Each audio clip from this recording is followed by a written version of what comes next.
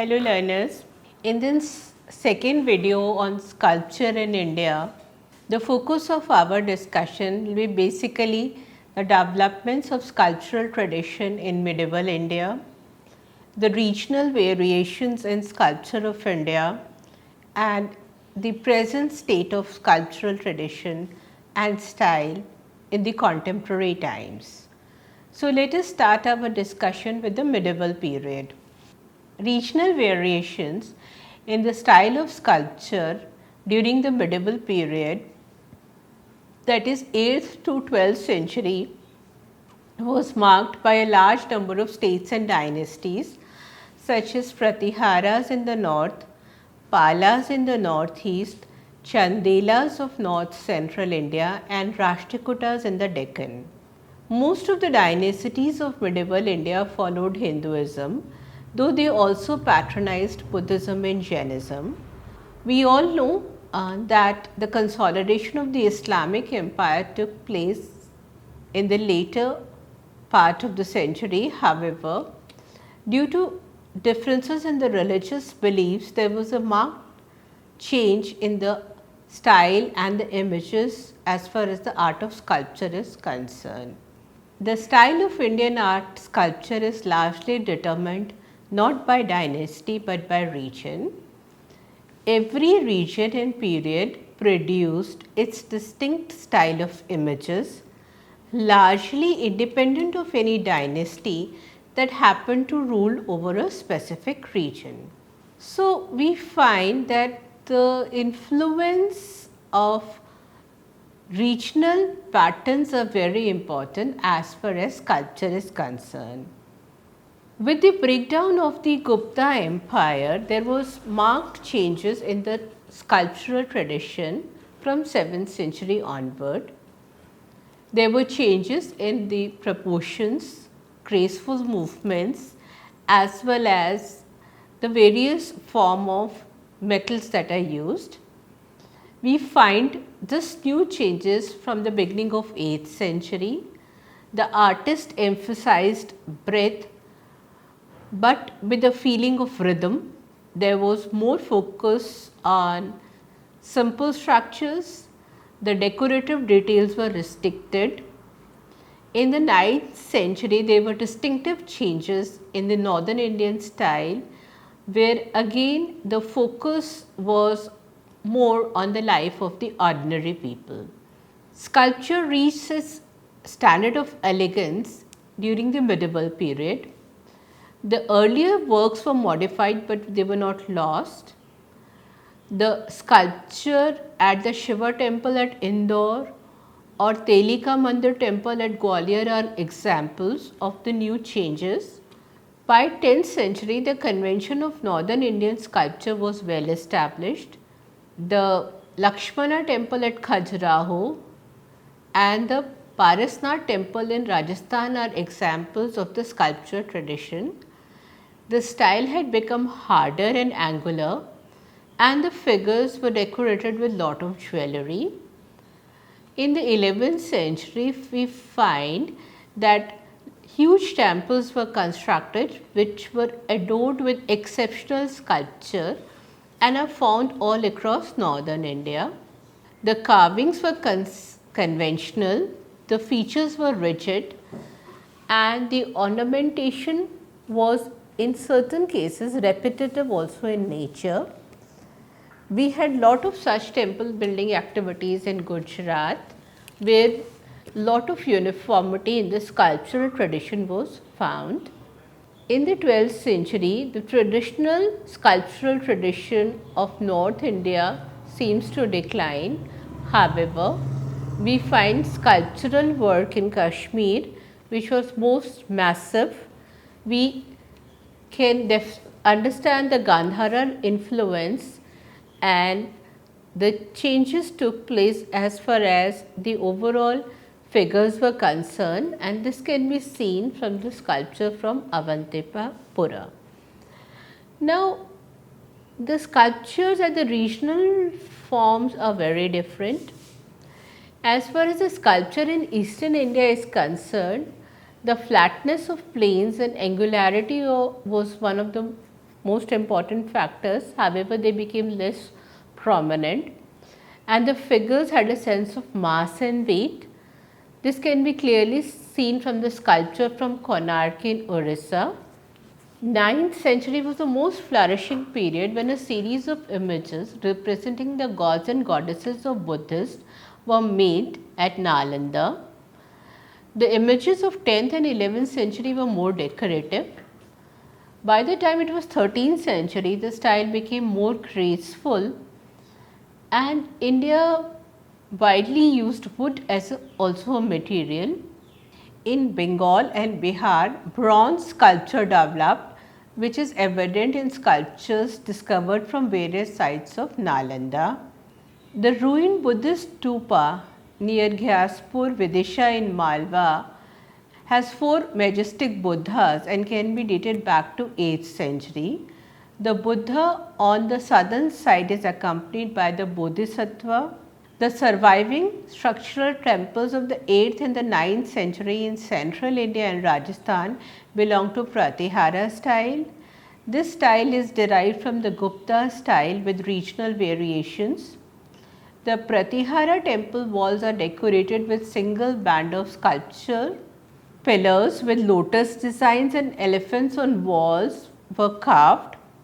The late 9th and the early 10th centuries saw the Maha-Gujra style with tall shikharas, decorated door frames and mandapas.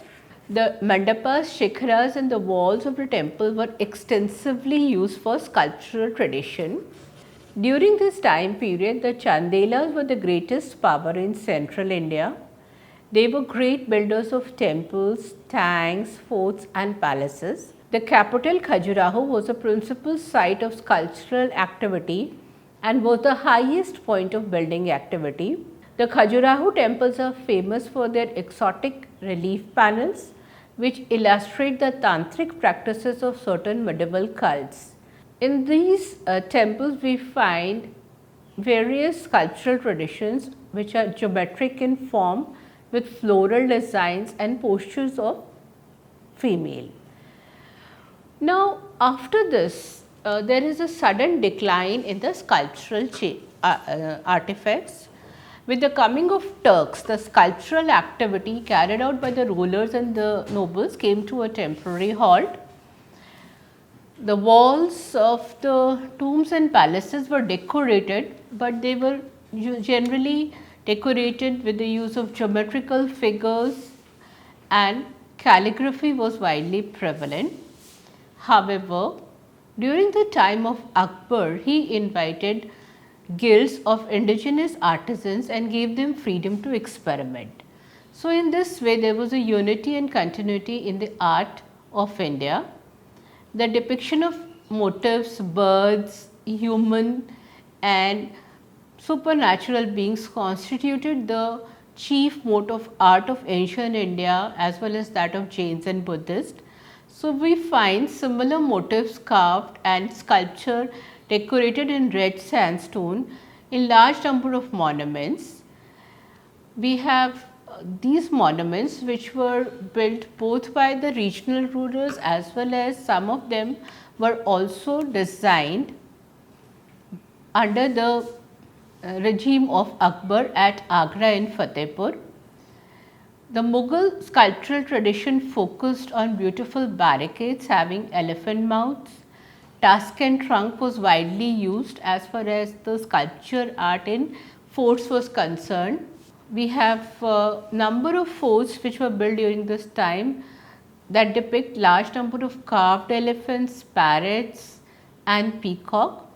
Apart from these motifs, the Mauryan Mandap of the Agra fort is also treated with essentially an important piece of architecture because it is essentially focused on Hindu design and motifs like chakras, swastik, lotus and few animals. However, the subsequent Mughal emperors did not try to patronize this art, and the focus was more on paintings during the time of Jahangir and on architecture during the time of Shah Jahan. However, we do find sculpture in the form of marble, pieces of marble in the shape of mini monuments, jalis and miniature animals do appear, but they were not extensively found.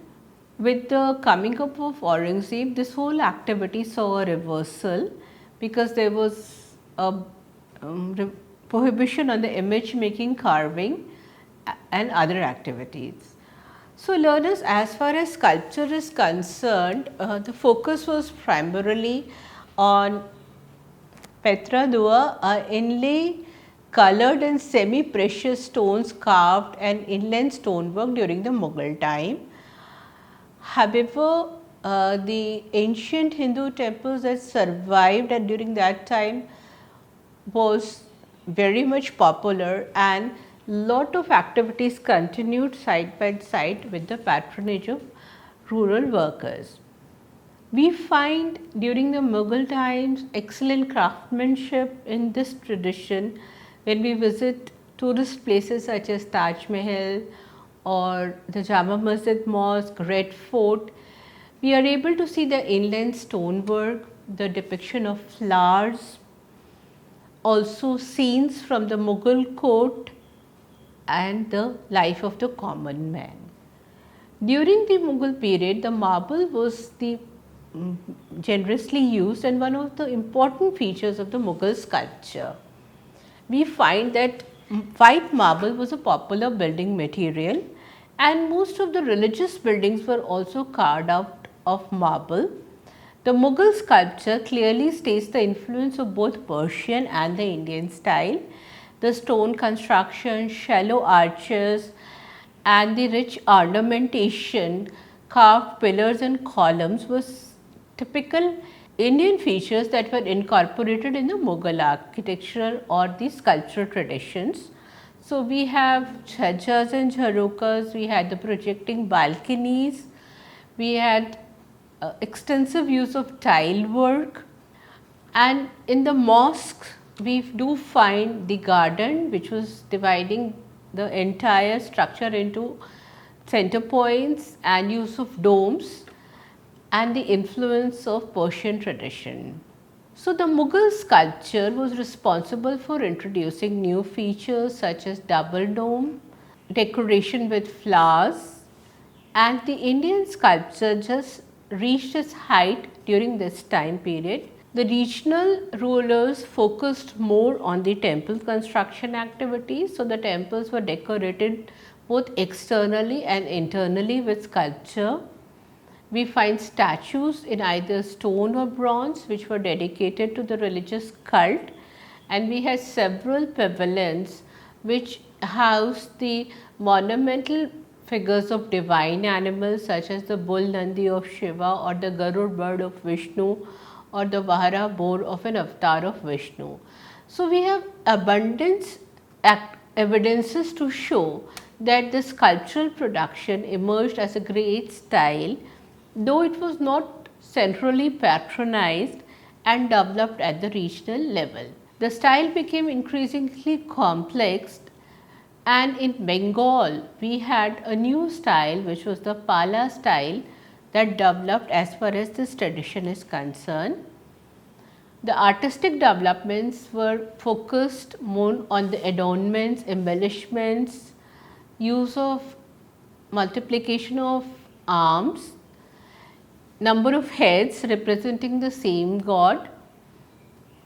So, there was a trend for dynamic movement, focus on emotions and attitudes, whereas the southern Indian style during that time showed more calm and balanced attitude towards representation of lively subjects such as dance of Shiva. So, in both northern and southern India, the height of religious culture in the 10th and the 12th century came up with the new features. We had beautiful sculptural styles of Bhubaneswara in Odisha, Khajuraho in Madhya Pradesh, Konark again in Orissa, and the regional styles such as those of Gujarat, Rajput and other northern provinces. They came up with their own variations and the artist experimented with it. The sculptural decoration in the Mukteshwara temple at Bhubaneswar is well appreciated. We have the sculpture of a dancer, and this tradition was widely used in the decoration of temple. The styles of Bhubaneswar and Khajuraho are closely related despite the fact that there is an immense geographical distance that separates them, and they appeared in different kingdoms also. However, the styles express the typical medieval and feudal society. The phases of these style is well illustrated by the exterior decoration of the temple of Mukteshwara. Here we find lot of female representation which is related to the local traditions of that time. We also get evidences of divine or literary themes, a woman with a bird, or the one who touches with her right foot the trunk of a tree. So, these are some of the examples of the sculpture that is found during this time, and we find that the facial features were styled and the focus was more on eye movement, sharpening of the nose, which tended to be pointy, and this led to the development of a specific type of facial expressions. So, this sculpture is still with us. We can visit these sites as well as experience them in various museums.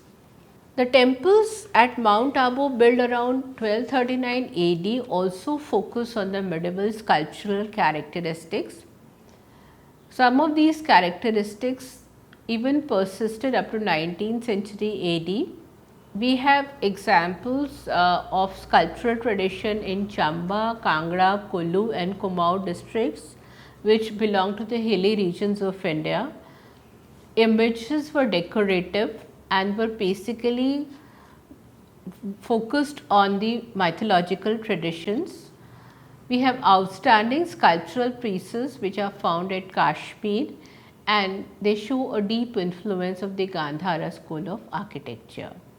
So, learners, we have tried to understand that though there was differences in terms of the royal patronage that was given to the artist in the northern India, we do find that the sculptural tradition continued in a big way in southern part of India. We have sculpture at Mahabalipuram, which is a great example of medieval sculpture. We have sculptures of the temples which are related to various gods and goddesses, and the sculpture of the 10th and the 11th century are carved in flatter planes. They had more angular forms.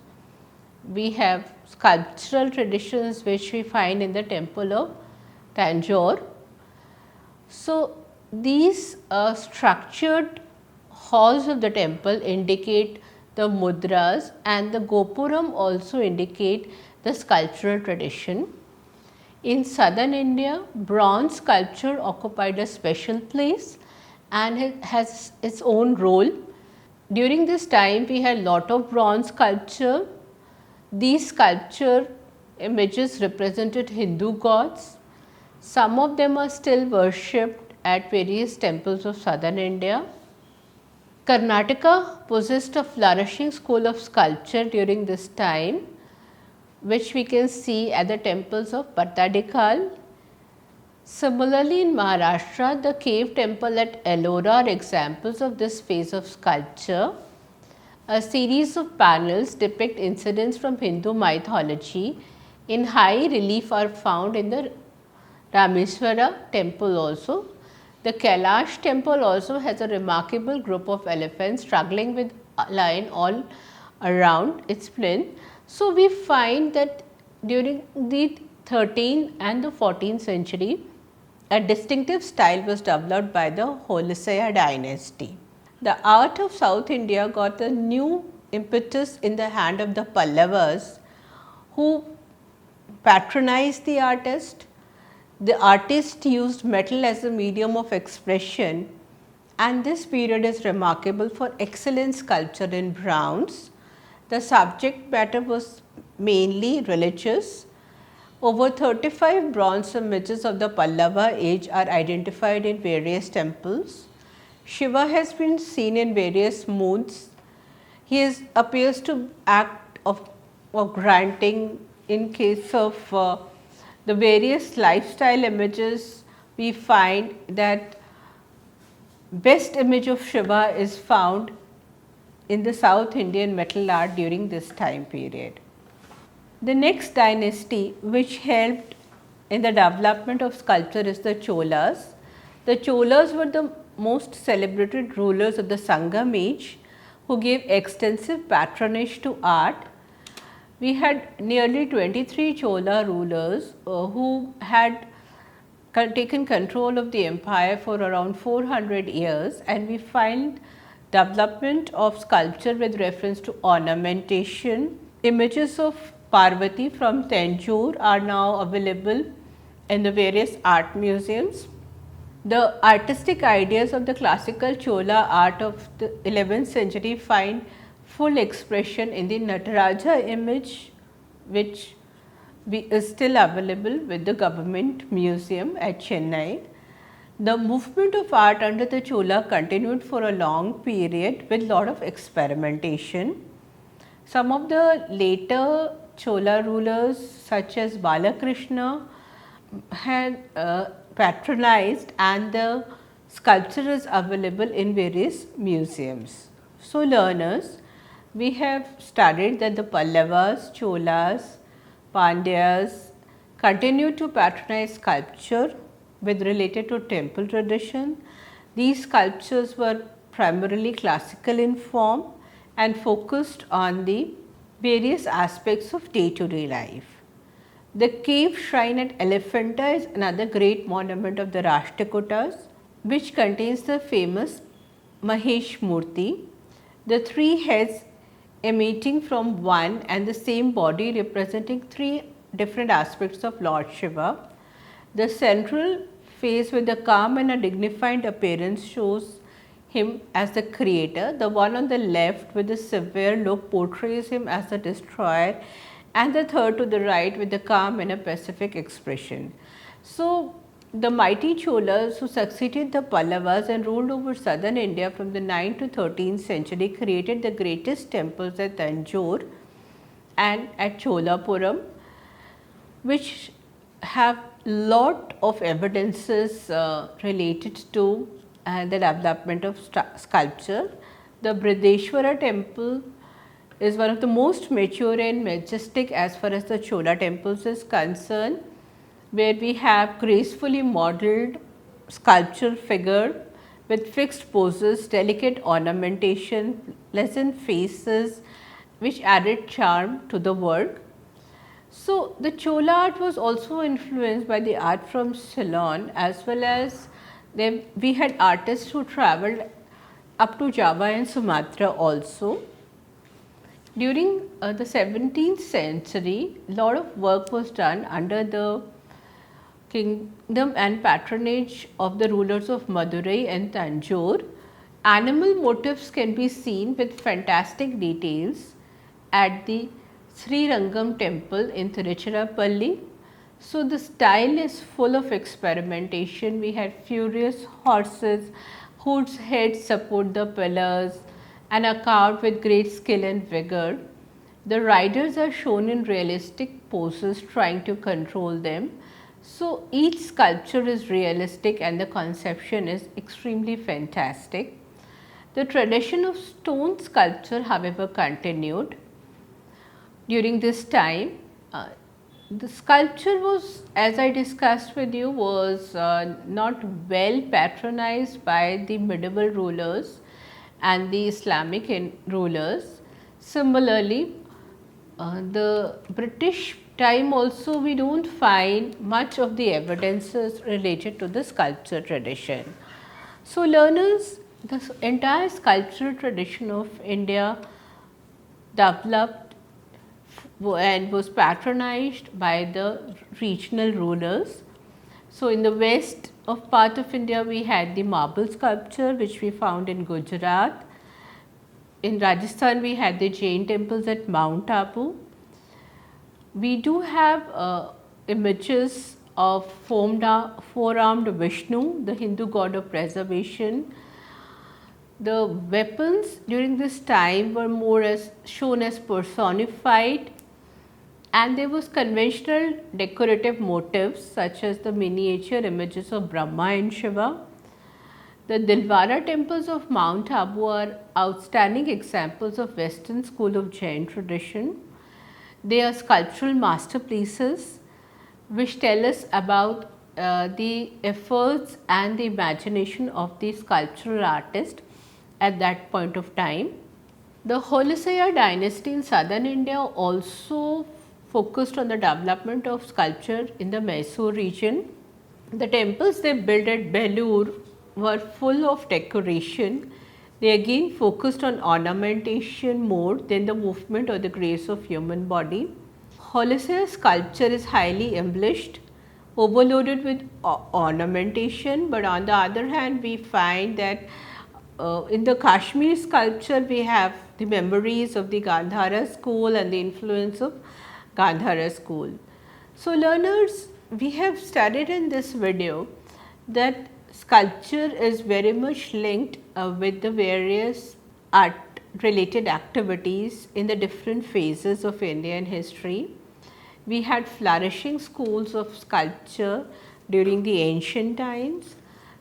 We had the Mathura school as well as the Gandhara school which flourished, and during the medieval time it is the southern Indian dynasties that helped to preserve this cultural tradition, developed new forms of sculpture, used bronze as a model, and on the other hand the Mughal sculptural tradition was highly influenced by the Persian traditions and the use of white marble. As a student of tourism, it is essential for you to understand that today we find this specimen of art in various museums of India. Museums play a very important role in the preservation and conservation of these sculptural artifacts. They are visited by cultural tourists who are interested in understanding the evolution, the changes and the developments in the sculptural tradition of India. It is good to visit these museums so that we can understand how the tradition of workmanship evolved, what were the changes that the social structure had undergone, and the influences of the various styles both in the north and the south in terms of the sculptural tradition of India. Thank you.